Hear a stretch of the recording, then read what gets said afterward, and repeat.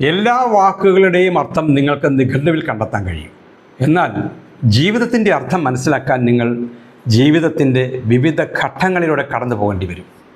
മനുഷ്യജീവിതത്തെക്കുറിച്ചുള്ള പലരുടെയും കാഴ്ചപ്പാട് നമ്മൾ കേൾക്കാറുണ്ട്, വായിക്കാറുണ്ട്. മലയാള സിനിമയിലെ പാട്ടെഴുത്തുകാരും ജീവിതത്തെക്കുറിച്ച് അവരുടെ ഭാവനയിൽ വന്ന കാര്യങ്ങൾ പാടിയിട്ടുണ്ട്.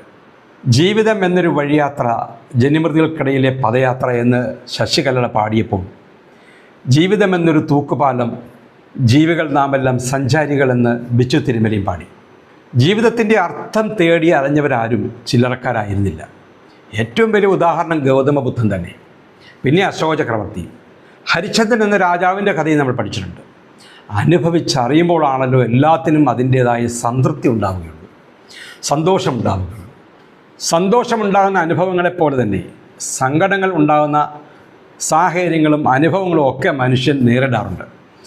ജീവിതം എന്താണെന്ന് തിരിച്ചറിയാൻ ജനനത്തിൻ്റെയും മരണത്തിൻ്റെയും ഇടയിലൂടെ നമ്മൾ സഞ്ചരിക്കണം.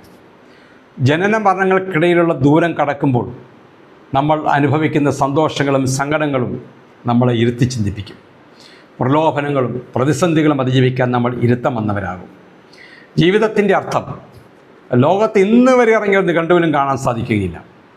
കാരണം ജീവിതം ജീവിച്ചു തീർക്കാൻ അത് അനുഭവിച്ചറിയുക തന്നെ വേണം. ശുഭദിനം.